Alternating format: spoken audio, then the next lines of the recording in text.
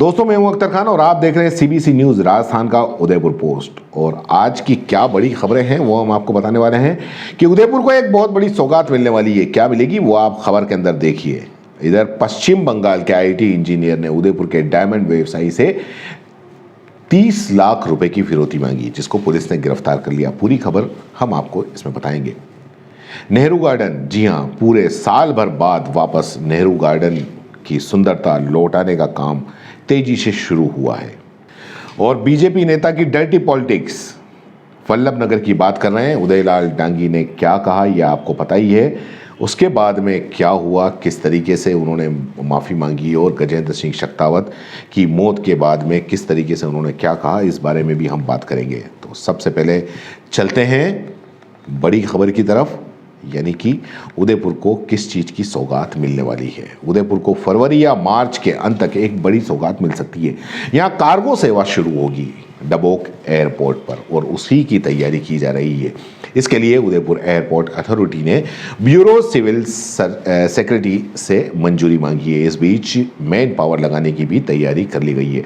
Authority से जुड़े अधिकारियों ने बताया कि डबोक स्थित महाराणा प्रताप एयरपोर्ट से देश भर के लिए ये सेवा शुरू होगी। उदयपुर के पर्यटन, वेंडिंग और मेडिकल हब जैसे सेक्टर के लिए ये एक तरीके से बड़ा वरदान साबित होगा। यहाँ के सामान को अंतर्राष्ट्रीय बाजार मिलने के साथ यहाँ के होटल और शाही शादियों की जो डिमांड है, उनकी जो चीज़ें होती है उनकी आपूर्ति की जा सकेगी। इस सेवा का अप्रूवल मिलते ही कार्गो टर्मिनल तैयार किया जाएगा, जिसकी तैयारी लगभग कर ली गई है। प्रस्तावित निर्मित कार्गो टर्मिनल की क्षमता करीब 20 टन कार्गो की होगी। यह टर्मिनल एक तरफ का हाईटेक कोल्ड स्टोरेज भी माना जा सकता है, जिसमें खाने से जुड़ी हुई जितनी भी जो सामग्री है उसको लंबे समय तक एक नियमित तापमान के अंदर रखा जा सकेगा। नए कार्गो टर्मिनल बनाने के काम पर करीब 3 करोड़ रुपया खर्च होने का अनुमान लगाया जा रहा है। ये राजस्थान राज्य का दूसरा कार्गो टर्मिनल होगा।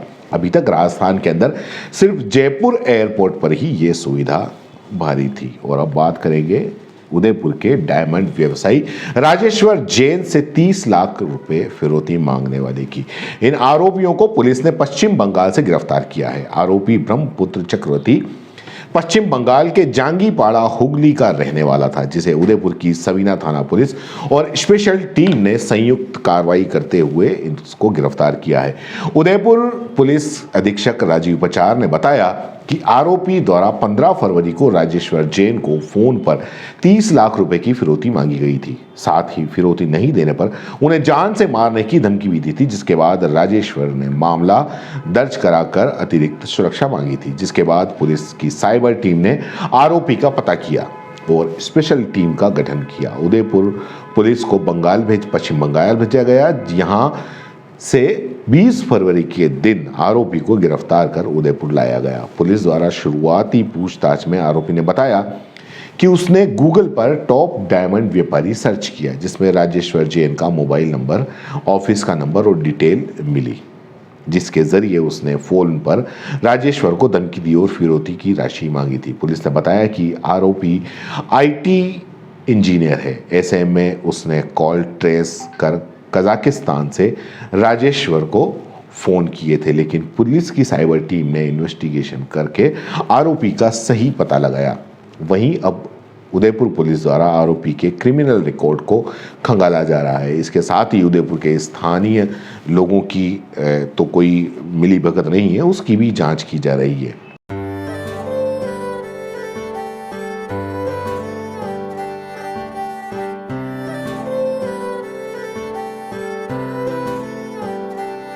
मारे आंगणे की तू है लाडली, मारे बगिया की तू है एक कली। मारे आंगणे की तू है लाडली, मारे बगिया की तू है एक कली। जद छोड़ के तू जाएगी हमें लाडो, याद तेरी घनी आएगी।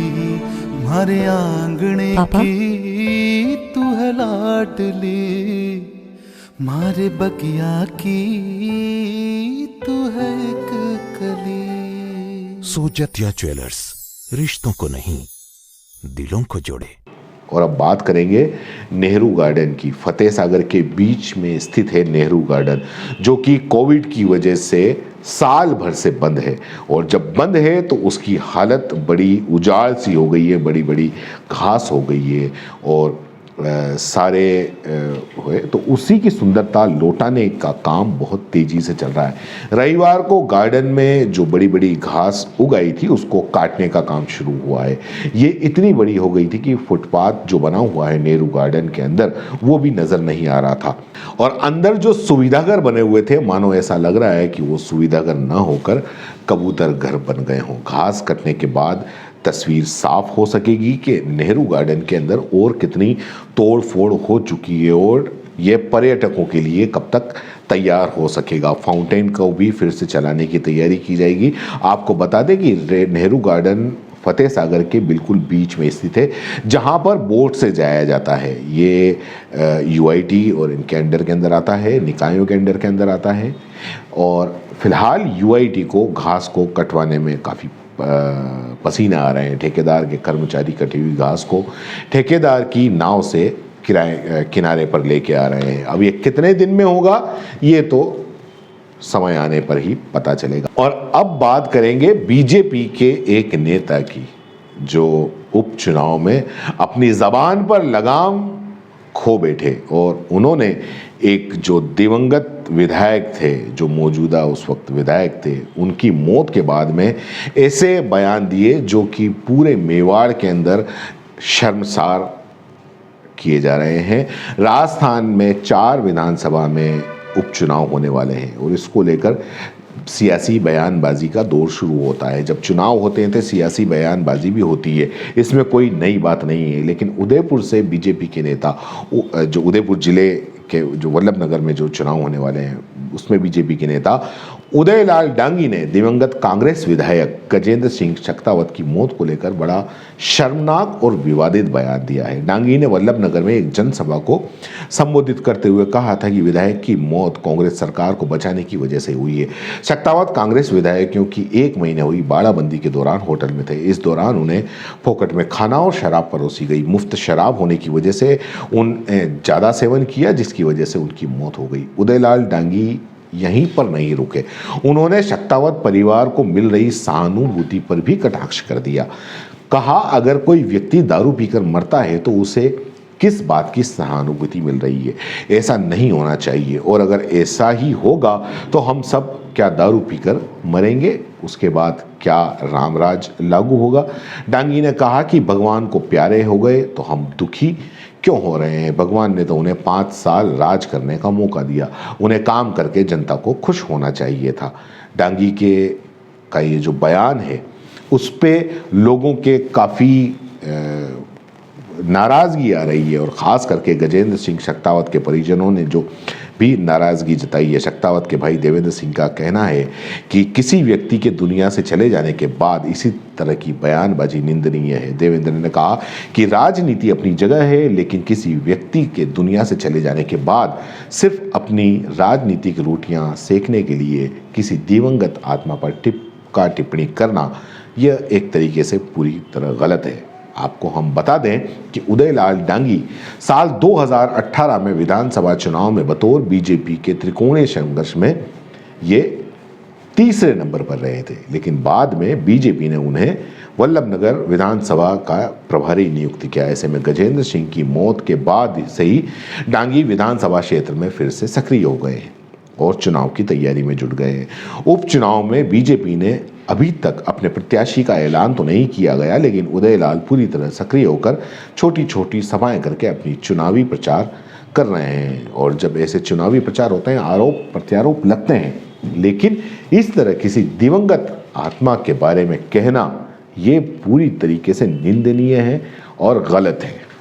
फिलहाल इतना ही। जय हिंद, जय भारत। सीबीसी न्यूज राजस्थान की यह खबर आपको कैसी लगी, नीचे कमेंट करके जरूर बताएं। अगर आप YouTube पर देख रहे हैं तो सीबीसी न्यूज का चैनल सब्सक्राइब करिए, पास में दिख रहे बेल आइकन को भी दबाइए, ताकि जब भी हम आपके लिए कोई खबर, कोई जानकारी लेकर आए तो सबसे पहले आपके पास नोटिफिकेशन पहुंचे। अगर आप Facebook पर देख रहे हैं तो सीबीसी न्यूज का पेज लाइक करिए। अगर आप Instagram पर देख रहे हैं तो आप हमें फॉलो कर सकते हैं।